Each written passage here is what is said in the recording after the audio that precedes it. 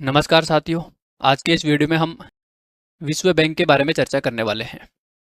देखिए, विश्व बैंक की स्थापना 1944 में होती है और ब्रेटन वुड्स सम्मेलन के माध्यम से विश्व बैंक की स्थापना की जाती है।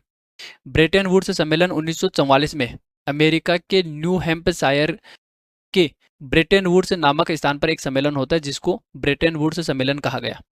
इस सम्मेलन का उद्देश्य ये था कि वर्ल्ड वॉर सेकेंड से जो भी देश प्रभावित हैं उनकी मदद करना, अंतर्राष्ट्रीय सहयोग को बढ़ावा देना और मुद्रा और विनिमय की दरों को स्थिर करना इसका मुख्य उद्देश्य रहा है।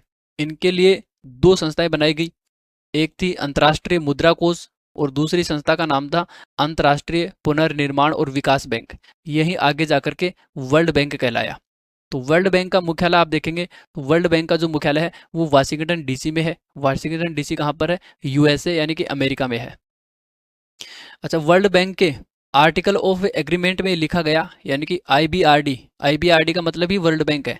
तो आईबीआरडी के आर्टिकल ऑफ एग्रीमेंट में लिखा गया कि वर्ल्ड बैंक का सदस्य बनने के लिए ये जरूरी है कि पहले अंतर्राष्ट्रीय मुद्रा कोष यानी कि आईएमएफ का सदस्य बना जाए।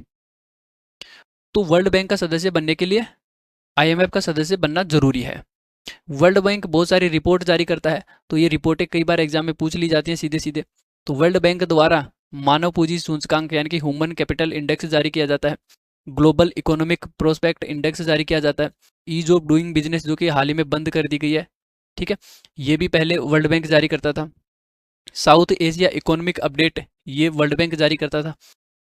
Poverty and shared prosperity report है, गरीबी और साझा समृद्धि रिपोर्ट, ये वर्ल्ड बैंक जारी करता था।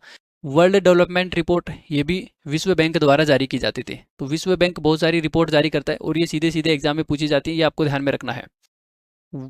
भारत में कई ऐसे परियोजनाएं हैं जो विश्व बैंक द्वारा समर्थित हैं, जैसे राष्ट्रीय जल विज्ञान परियोजना, स्टार्स परियोजना, राष्ट्रीय पोषण मिशन, राष्ट्रीय पोषण मिशन, राष्ट्रीय स्वच्छ गंगा मिशन, ये भी वर्ल्ड बैंक द्वारा समर्थित है भारत में। राष्ट्रीय बायोफार्मा मिशन ये भी विश्व बैंक द्वारा समर्थित है।